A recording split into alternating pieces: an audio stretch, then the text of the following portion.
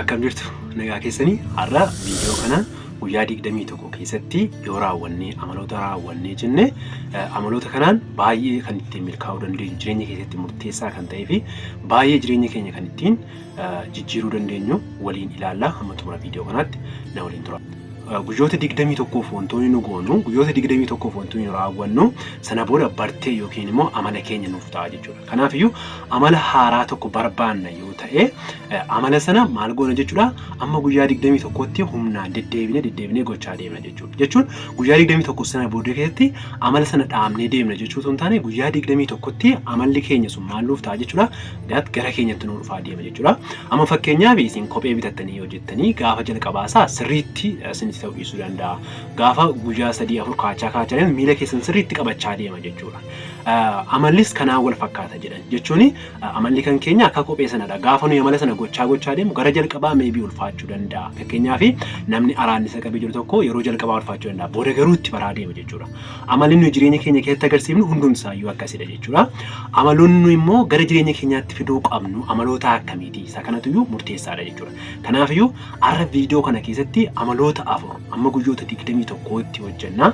Ergasii booda amaloonni kun jireenya keenya barnoota keenya keessatti ta'uu danda'a, bakka hojiitti ta'uu danda'a, riileeshinii keessatti ta'uu danda'a, wantoota garaagaraa keessatti ta'uu danda'a. Garuu amaloonni kun nu fayyadu jechuudha. Amaloota kana immoo amma guyyoota 21tti yoo kan shaakallu ta'e ittiin milkoomnu yookaan amala keenya ta'uu danda'a jechuudha. Inni kan biraan si yaadachiisu amaloota kana yeroo yaallu tokkoonsaadha jechuun fakkeenyaaf arfan saawwan qabda yoo ta'e tokkoonsaa yaala.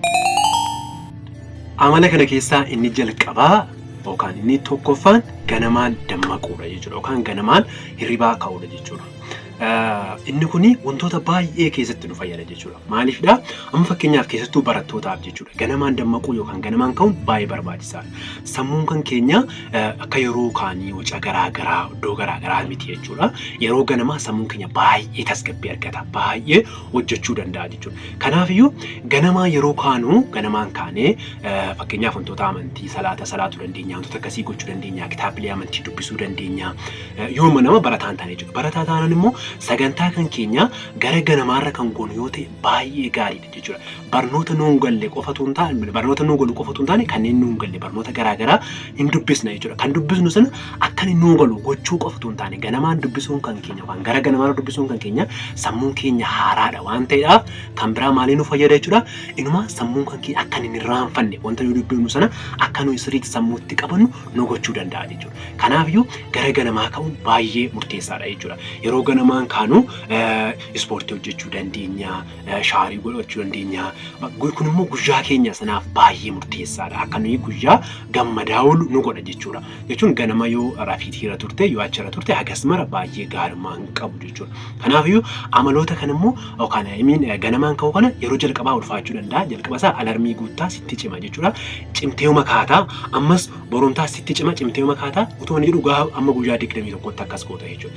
Kana booda garuu guyyaa 21tti dhiyaachaa akka deemtuun amalli sun sitti baraa dhufa jechuudha. Ganama inni iddootti alarmiitti guuttennaan kaatu amma alarmii malee yerootti dammaquu jalqabda jechuudha. Kanaaf iyyuu hundaafuu ganamaan ka'uun baay'ee amala murteessaadha jechuudha. Ganamaan kaatii guyyaa keessan bareechaa amma gara lamaffaatti waliin ceenaa jechuudha.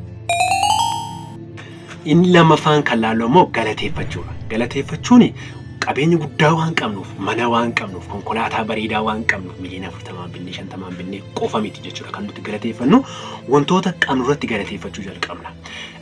Galateeffachuu inuma gara ganamaa yeroo kaanu sana ganama kaanee kan galateeffannu yoo ta'e baay'ee gaarii.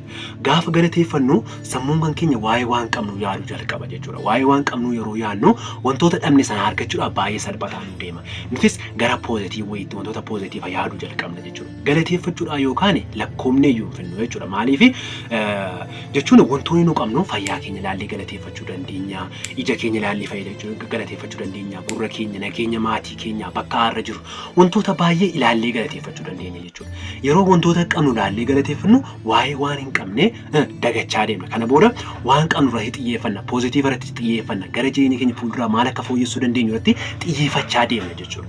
Kanaaf iyyuu galateeffachuun murteessaadha jechuudha. Kanaafuu guyyaa ganama keenya kaanee galataan yoo jalqabne galateeffannee waan kana naa kenniteef galatoomii yaa Rabbi inni isaa galateeffachaa yoo kan jalqabnu taane wantoota biraa kan hin qabne immoo argachuudhaaf baay'ee murteessaadha. barbaachisaadha jechuudha. Kanaafiyyuu isa kana amaloota kana deddeebinee yaaduu qabna. Waa'ee waan irratti galateeffannu immoo beekuu qabna amma fakkeenyaa fi akkuma isin jedhe fayyaa keessan kaasanii kanaafuu galatoom jechuu dandeessu. Fayyaara darbee immoo wantoota baay'ee nuu kennee rabbiin jechuudha. Isa kanarratti galateeffachuu qabna jechuudha. Erga galateeffachuu jalqabnee booda sammuun keenya poozitiiva ta'uu jalqaba jechuudha. Wantoota poozitiiva yaaduu jalqabna jechuudha. Kanaafiyyuu gara jireenya keenya fooyyessuutti deemuu dandeenya jechuudha. Guyyaa 21tti ammoo kana amma guyyaa 21tti kana gochuun murteessaadha. Kana booda immoo amala galataa taana nutis gara namoota rabbiin galateeffachuu namoota galateeffachuu taana jechuudha. Kanaafiyyuu namni keenya eenyummaan keenyas gara eenyummaa gaarii wanta barbaanne sanatti jijjiiramaa deemuu danda'a. Kanaafuu guyyaa keenya galataan haa jalqabnu. Amala nuti guyyaa 21 keessatti fooyyessuu dandeenyu inni sadaffaan irra geenyerra. Inni sadaffaan ammoo dubbisuudha. Dubbisuun wanta baay'ee barbaachisaa fi jireenya keenya wanta barbaannee bakka barbaanneen nu ga'uu danda'udha jechuudha. Faranjoonni the reader is the leader jedhu. Kan dubbisutu iyyuu geggeessaadha. Kan dubbisutu hoogganaadha. Kan dubbisutu bulchuu danda'a akka jechuuti hiikansa. Kanaafiyyuu riidariin liidarii ta'a jechuudha. Kan dubbisu hoogganaa ta'a yeroo jennu meebii hoogganaa naannoo irra kaa'uu danda'a, muummicha ministeeraa ta'a kana qofaatu hoogganaa jechuu miti. Hoogganaadha jechuun nama jireenya isaa karaa sirriirra yookaan kallattii sirriirra geessuu danda'udha. Bakka barbaade nama ga'ee jiru.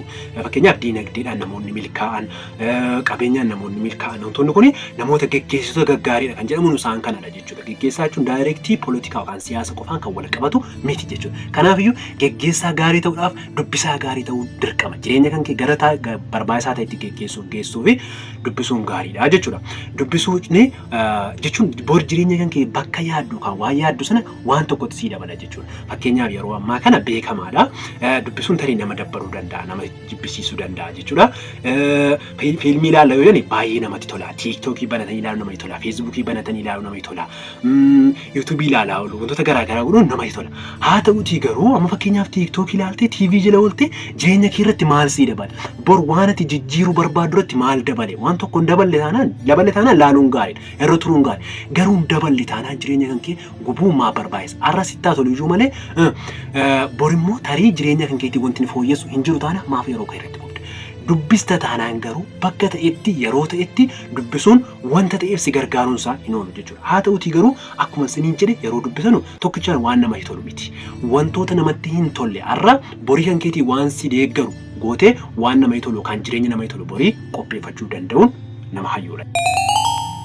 Amala nuti qabaachuu qabnuu fi baay'ee nu fayyadu inni xumuraa dandeettiiwwan guddifachuu. Dandeettiiwwan gaafa jennu fakkeenyaaf ati barataadhaa jennu. Barataa taatee kaatee garuu fakkeenyaaf walaloo dubbisuu dandeessa, walaloo barreessuu dandeessa ta'a.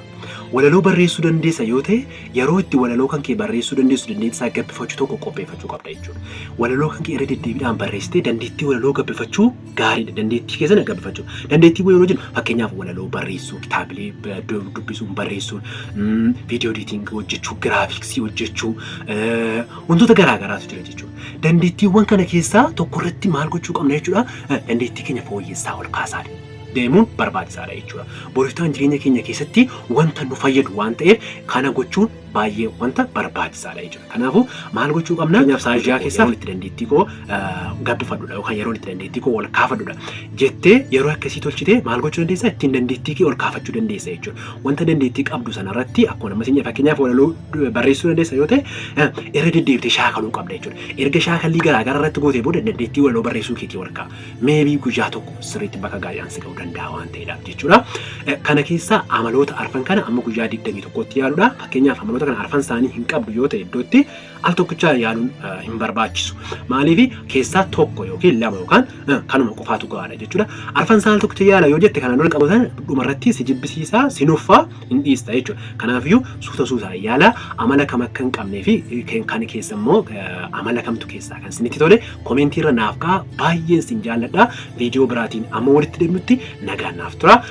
Kanneen subscribe goonee chaanelii kanaaf haaraa taatan immoo viidiyoowwan akkasii baay'ee gaggaarii ta'an waan dhufanuuf ammuma subscribe yoo gootan